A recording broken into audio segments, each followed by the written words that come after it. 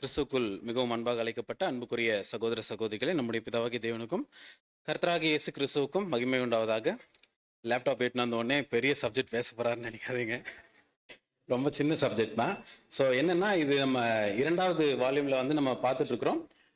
காலம் சமீபமா இருக்கிறது. 5வது அத்தியம் நம்முடைய கர்த்தரின் 2ஆம் வருகையின் விதமும் பிரசன்னமும். ஸோ இவ்வளோ நேரம் வந்து முதலாவது சகோதரர் விதம் அதை பத்தி பேசினார். என்ன மாதிரியான விதத்துல நம்முடைய ரட்சகருடைய 2ஆம் வருகை இருக்கும் அப்படின்றத பத்தி முதலாவதாக அவர் பேசினார். 2வது பேசின சகோதரர் வந்து அந்த விதத்துக்குள்ள இருக்கிற ஒரு சின்ன வித்தியாசங்களை பேசினார். என்ன வித்தியாசம் அப்படின்னா, 2ஆம் வருகை அப்படின்னு ஒரு வார்த்தை நம்ம எடுத்துட்டோம் அப்படின்னா அதுல இருக்கக்கூடிய ஒரு சின்ன முரண்கள் இருக்கு அப்படின்றத பத்தி சகோதரர் குறிப்பிட்டு சொல்றார். என்ன முரண் அப்படின்னு பேசுறாருன்னா, ஒண்ணு 2ஆம் வருகை எப்படி இருக்கும்னு சொல்றாருன்னா, ஃபர்ஸ்ட் திருடர் வருகிற விதமா இருக்கும் அப்படின்னு வந்து பேசுறாரு. 2வது விஷயம் பேசும்போது அதே வருகை எப்படி இருக்கும் அப்படின்னு சொல்றாருன்னா, அந்த ஒரு வருகை பிரதான தூதனோடும் அது ரொம்ப பெரிய ஒரு ஆரவாரத்தோடும் அந்த இருக்கும் அப்படின்றார். சோ இது ரெண்டுத்துக்கும் முரண் இருக்கு இல்லைங்களா? சோ அப்போ இது மாதிரி நடக்குமா இது மாதிரி நடக்குமான்ற கேள்வி நம்மளுக்கு இருக்கும். அப்படின்னா இப்போ ஒரு சத்தியத்தை வந்து ரொம்ப சாதாரணமா நம்ம படிச்சிட்டோம்னா அது புரியாது. அப்போ நம்ம என்ன மாதிரியாக அந்த வார்த்தைகளை வாசிக்கணும் அல்லது தெரிந்து கொள்ளணும் அல்லது புரிந்து கொள்ளணும் அப்படின்னு பாத்தீங்கன்னா, அதுல சகோதரர் குறிப்பிடக்கூடிய ஒரு வார்த்தை என்ன அப்படின்னு பார்க்கும்போது, ஆழமாக, அதாவது நாம் மிகவும் ஆழமாக ஆராய்ந்து ரொம்ப நுணுக்கமான விஷயங்களை கவனிக்காவிடில் நம்மளுக்கு அவருடைய வருகை பற்றின விஷயங்கள் தெரியாது, இல்ல புரிந்து கொள்ள முடியாது அப்படின்றதுதான் வந்து இங்க குறிப்பிட்டு சொல்வதை நாம் பார்க்கிறோம். ஸோ அதுல நான் இப்பொழுது எனக்கு கொடுக்கப்பட்டிருக்கிற பகுதி பார்க்கும்போது பேஜ் நம்பர் 165 இருந்து 181 இதனுடைய உட்தலைப்பு நம்ம பார்க்கும்போது, அறுப்பில் நம்முடைய ஆண்டவரின் பரவூசியா பிரசன்னம் அப்படின்ற ஒரு வார்த்தைங்க நம்ம பயன்படுத்துறோம். இங்க பரவூசியா அப்படின்ற வார்த்தை என்ன அப்படின்னு சொல்லிட்டு நம்ம பார்க்கும்போது பிரசன்னம் அப்படின்ற வார்த்தை சொல்லுது. சோ இங்க பரவசியா அப்படின்றது வந்து நம்ம ஏன் இந்த பரவசியா பயன்படுத்துறோம் அப்படின்னு சொல்லிட்டு நம்ம பார்க்கும்போது, இது என்ன வார்த்தை அப்படின்னா கிரேக்க வார்த்தையா இருக்கு. சோ கிரேக்க வார்த்தையா இருக்குது அப்படின்னா ஏன் நம்ம கிரேக்க வார்த்தையிலிருந்து எடுக்கணும் அப்படின்னா, இது ரொம்ப விசேஷித்தமான ஒரு மொழி. அந்த மொழியை பத்தி சொல்லணும்னா, கிரேக்க மொழியில் இருக்கக்கூடிய நுட்பமான 32 வார்த்தைகள், நல்லா கவனிக்கும் போது நுட்பமான 32 வார்த்தைகள்ல அது மொழிபெயர்க்கும் போது, ஆங்கிலத்துல மொழிபெயர்க்கும் போது 32 வார்த்தைக்கு ஒரே வார்த்தையை தான் பயன்படுத்தியிருக்காங்க ஆங்கிலத்துல. அப்ப யோசிச்சு பாருங்க, 32 வார்த்தைகள்லாம் எவ்வளவு வித்தியாசங்கள் இருக்கு அப்படின்றத வந்து நம்ம இதுல இருந்து தெரிஞ்சுக்கலாம். சோ அதாவது 32 வார்த்தைகள்னா வரக்கூடியது, வரப்போகிறார், அந்த மாதிரியான விஷயங்கள்ல கம் அப்படின்ற ஒரே வார்த்தையை தான் வந்து அவங்க பயன்படுத்தியிருக்காங்க அப்படின்னு நம்ம பாக்குறோம். சோ இதுல ஒரு 3 உதாரணங்கள் நம்ம பார்க்கலாம். முதலாவது உதாரணம் லூக்கா 21:34, வாசிக்க வேண்டாம். சோ இங்க நம்ம பார்க்கிறோம், உங்கள் இருதயங்கள் பெருந்திண்டினாலும் வெறியினாலும் லௌகீக கவலைகளினாலும் பாரமடையாத படிக்கு நீங்கள் நினையாத நேரத்தில் அந்த நாள் உங்கள் மேல் வராத படிக்கு எச்சரிக்கையாயிருங்கள். சோ உங்கள் மேல் வராத படிக்கு அப்படின்றத இவங்க என்ன எப்படி மொழிபெயர்த்திருக்கிறாங்கன்னா, இதனுடைய கிரேக் வார்த்தை அங்க இருக்கு பாருங்க, எபிஸ்டமி. இந்த வார்த்தைக்கு வந்து வராத படிக்குன்றத வந்து எப்படி பிரிச்சிருக்கணும் அப்படின்னா, வராத இருக்கும் அந்த மாதிரி இதை வந்து பிரிச்சிருக்கணும். கிரேக் வேர்ட்ல இருந்து இப்படிதான் பிரிச்சிருக்கணும். ஆனா வராத படிக்குன்றது அவர் வரப்போறாரு அப்படின்ற மாதிரியே வந்து சொல்லிட்டாங்க. சோ இந்த வித்தியாசம் முதலாவது வித்தியாசம். 2வது உதாரணம் வந்து சுனேர் சோமை அப்படின்ற வார்த்தையை வந்து பயன்படுத்தியிருக்காங்க. சோ இதுல பார்க்கும்போது, முதலாவது நீங்கள் சபையிலே கூடி வந்திருக்கும் போது உங்களில் பிரிவினைகள் உண்டு என்று கேள்விப்படுகிறேன், அதில் சிலவற்றை நம்புகிறேன். கூடி வந்திருக்கும் போது, இந்த வார்த்தை நல்லா பார்க்கும்போது, கூடி வந்திருக்கும் போது அப்படின்னா நம்ம எல்லாரும் ஒன்னா வந்திருக்கிறோம். பொருள் வந்து சரியா தான் இருக்கு. சோ பொருள் வந்து நமக்கு சரியா தான் இருக்கு. கூடி வந்திருக்கும் போது அப்படின்னு பார்க்கும்போது அந்த பிக்சர் கரெக்டா தான் இருக்கு, நம்ம கூடி வந்திருக்கும் போது. ஆனா இந்த சுனேர் சோமை அந்த வார்த்தைக்கு என்ன பொருள் வரணும் அப்படின்னு சொல்லிட்டு இங்க சகோதரர் குறிப்பிடும் போது, அதாவது அனைவரும் கூடி வந்திருக்கணும் அப்படின்ற ஒரு பதம் இங்க பயன்படுத்துறாரு.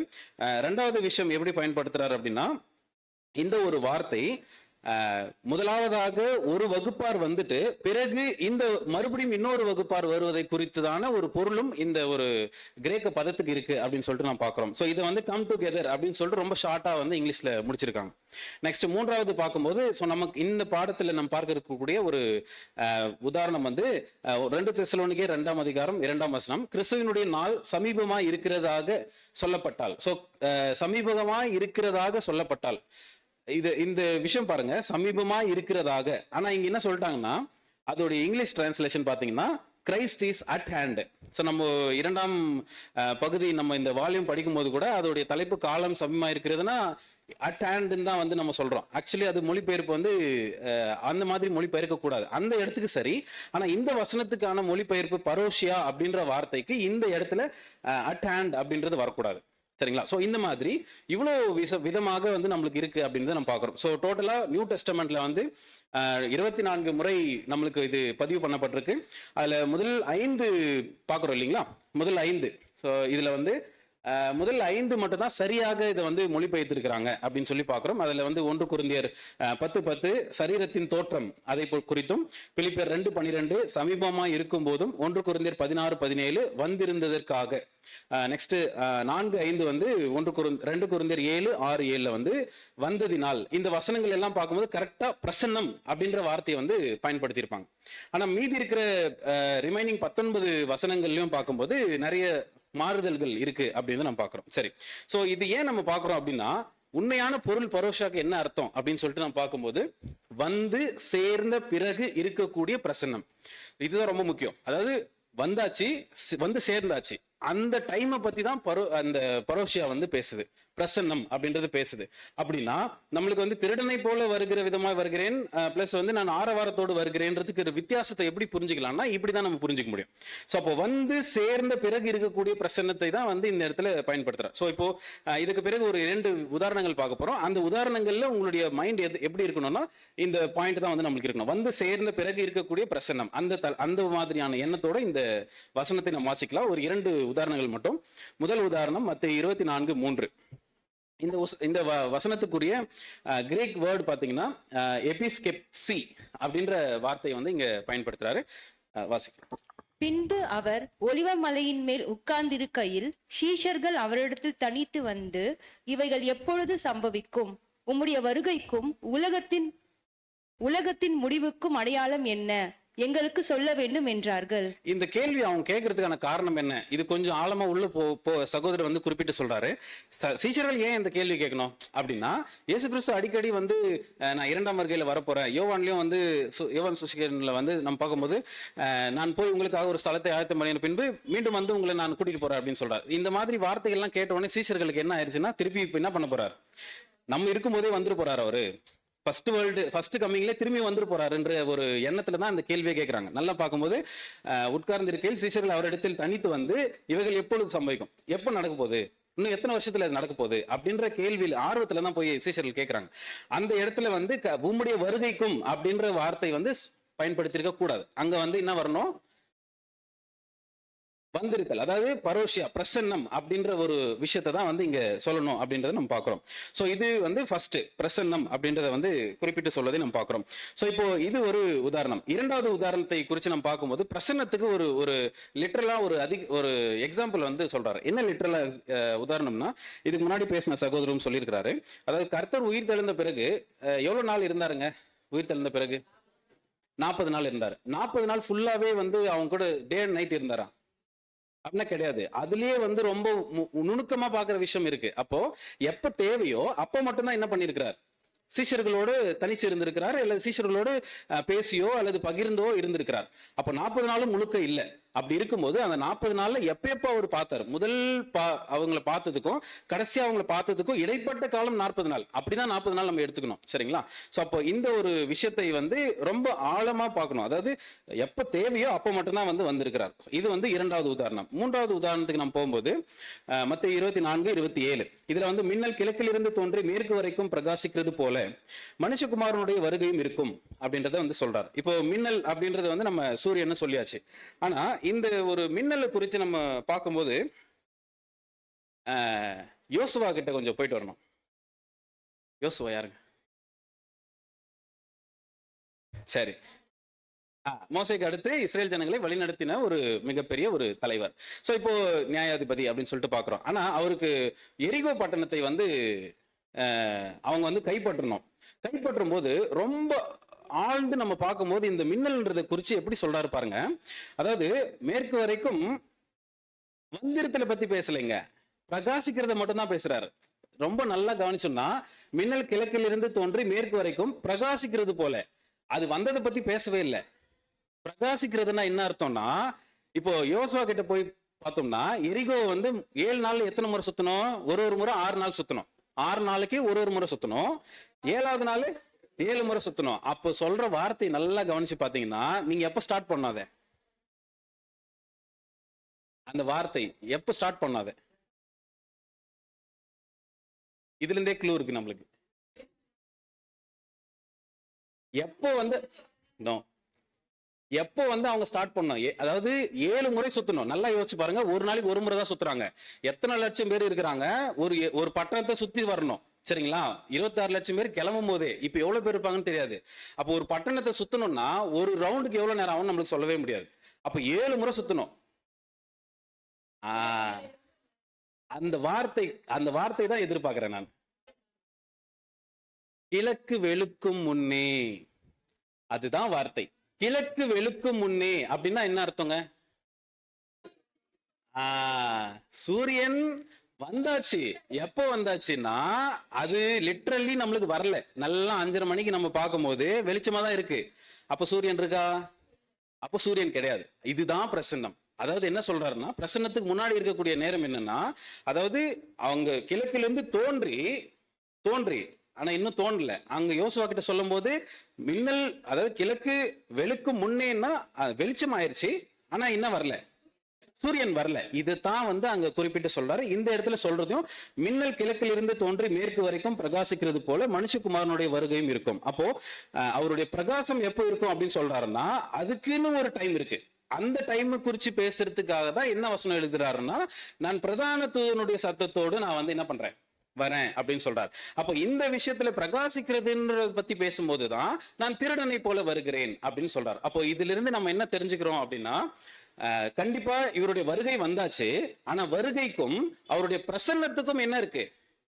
ஒரு சின்ன டிஃபரன்ஸ் இருக்கு அப்படின்றத நம்ம கிரீக் வேர்ட்ல இருந்து தான் நம்மளால புரிஞ்சுக்க முடியுது. சோ இதுதான் அந்த வித்தியாசம். திருடனை போல வருகிறதற்கும் இன்னொன்னு வந்து ஆரவாரத்தோடு வருகிறதற்கும் இருக்கிறதுக்கான வித்தியாசம் அப்படின்றத சொல்றாரு. சோ இதே வந்து ஒரே ஒரு உதாரணத்தை பத்தி இங்க பேசுறாரு. நோவாவின் காலத்தில் எப்படி நடந்ததோ அதே மாதிரி மனுஷகுமாருடைய நாட்களிலும் நடக்கும். நோவா நாட்கள் என்ன நடந்துச்சு?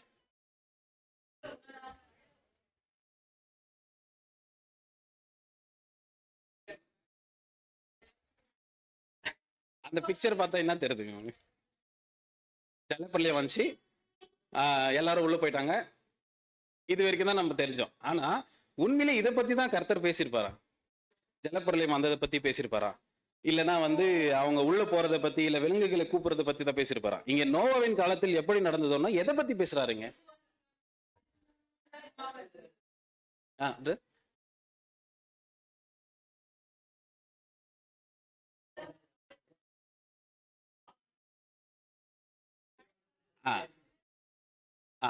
சரி, இப்ப இந்த பிக்சர் பாருங்க.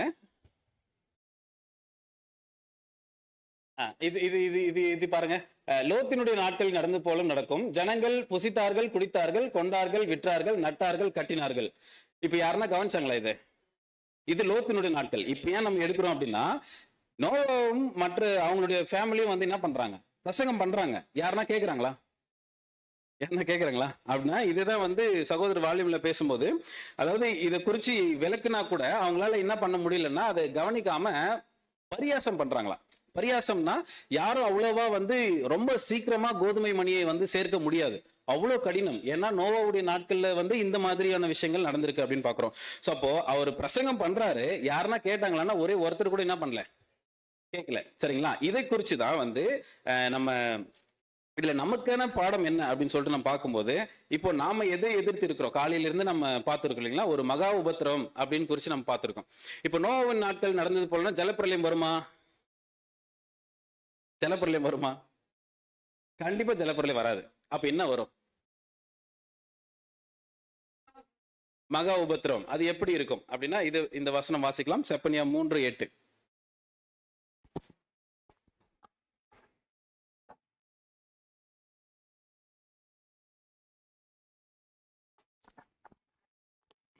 ஆகையால் நான் கொள்ளையாட எழும்பும் நாள் மட்டும் எனக்கு காத்திருங்கள் என்று கர்த்தர் சொல்லுகிறார். என் சினமாகிய உக்கிர கோபத்தை எல்லாம் அவர்கள் மேல் சொரியும்படி ஜாதிகளை சேர்க்கவும் ராஜ்யங்களை கூட்டவும் நான் தீர்மானம் பண்ணினேன்.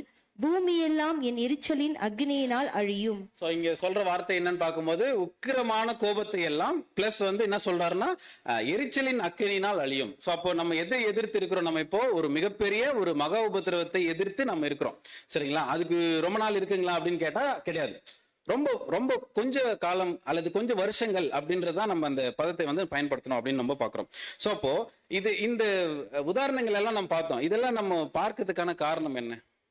சரி, இதெல்லாம் சொல்லிட்டாரு, பிரசன்னம்னா இப்படிதான் இருக்கும்னு சொல்லியாச்சு. இதெல்லாம் நாம் ஏன் பார்க்கணும்?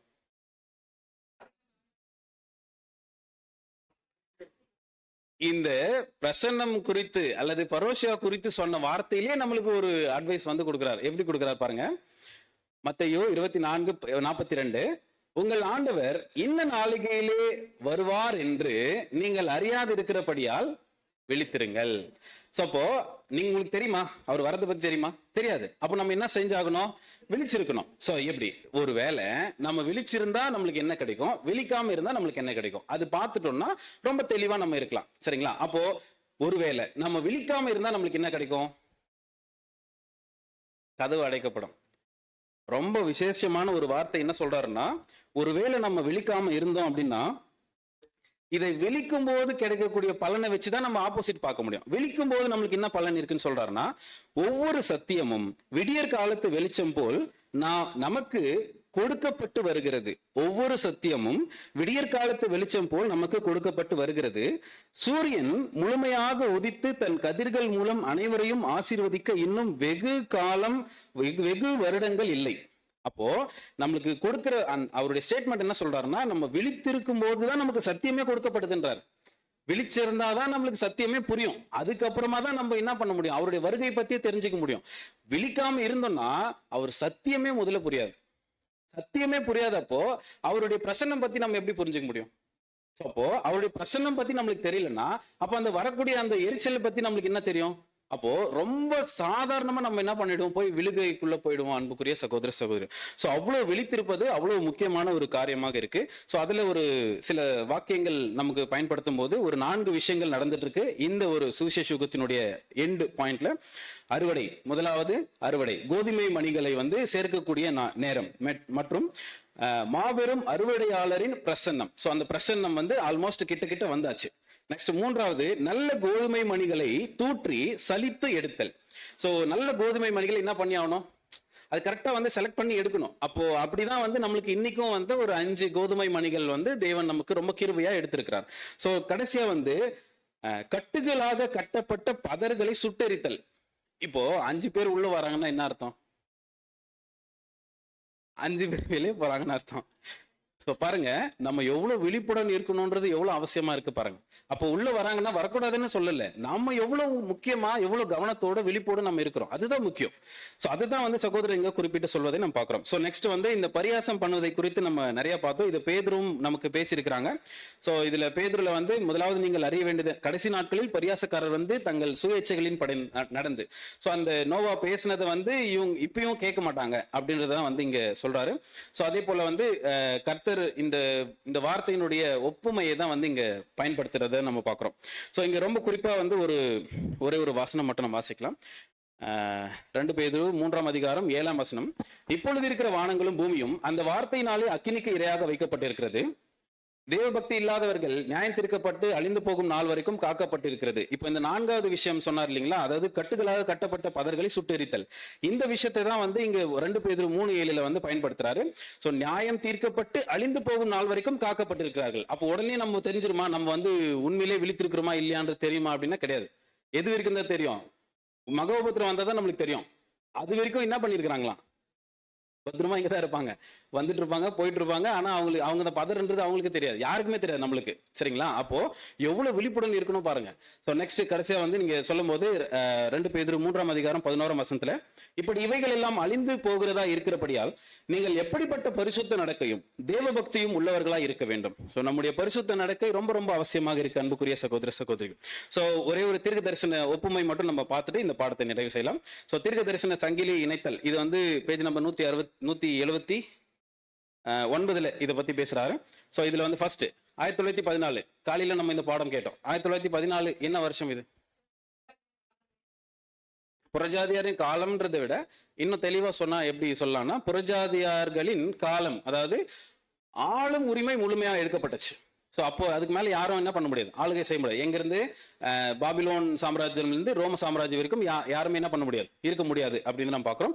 இதுக்கு தானியேல் 2:44 இதுலயுமே ஒரு ஒரு ஒரு ஒரு சின்ன பாயிண்ட் வச்சிருக்கிறார். என்னன்னா, தானியேல் 2:44 வந்து பயன்படுத்தும் போது கையால் பெயர்க்கப்படாத ஒரு கல் அப்படின்றத வந்து பயன்படுத்துறார். கையால பெயர்க்கப்படாத ஒரு கல், இந்த வார்த்தையை வந்து ரீபிரிண்ட்ல வந்து அவர் பேசும்போது கையால் பெயர்க்கப்படாத கல், நல்லா யோசிச்சு பாருங்க. கையால் பெயர்க்கப்படாத ஒரு கல் வந்து இடிக்கணும், ரெண்டுத்துக்கும் ஒரு கேப் இருக்கா? இதையே தான் மின்னல் கிழக்கில் என்று தோன்றி மேற்கு வரைக்கும் வரக்கூடிய பாயிண்ட வந்து ஒப்புமை பண்றாரு. சோ அப்ப அதுக்குன்னு ஒரு டைம் இருக்கு, இதுக்கும் ஒரு டைம் இருக்கு. அப்போ கர்த்தருடைய பிரசன்னம் முழுமையா வெளிப்படுவதற்கும் அல்லது அந்த கர்த்தருடைய இரண்டாம் வருகை நிகழ்வதற்கும் ஒரு சின்ன கேப் இருக்கு. அந்த கேப்ல தான் நம்ம இருக்கிறோம். அந்த கேப் ரொம்ப பெருசெல்லாம் இல்ல. இது சீஷர்களே கேட்டாங்க. இப்ப நாம எவ்வளவு எட்ஜில் இருக்க பாருங்க. 7ஆம் தூதன் அவர்கள் எழுதும் போதே எவ்வளவு வெகு சீக்கிரமா இருக்குன்னு சொன்னாரு. இப்போ எப்போ வந்து முடியதா இருக்கு. அன்புக்குரிய சகோதர சகோதரி பாக்குறாங்க முடிச்சல. லாஸ்டா வந்து இது இது என்ன வருடங்க? இந்த வருடம் மட்டும் இயேசு கிறிஸ்துவின் இரண்டாம் வருகை. வேற இன்னும் ஒரு பாயிண்ட் இருக்கு இதுல. காலையிலேயே வந்து சொல்லியாச்சு. இல்ல, இரண்டாம் வருகைன்னா கண்டிப்பா ராஜ்யம் ஸ்டார்ட் ஆயிடுச்சு தான். இன்னும் ஒரு பாயிண்ட் இருக்கு. இது சகோதரர் காலையிலே ஃபர்ஸ்ட் சப்ஜெக்ட்ல பேசிட்டாருங்க. சொல்லிட்டீங்கன்னா முடிச்சிடலாம். வேற ஸ்லைடு இல்லை என்கிட்ட. ஒண்ணு இரண்டாம் வருகை, இன்னொன்னு கணக்கெல்லாம் போட்டோமே.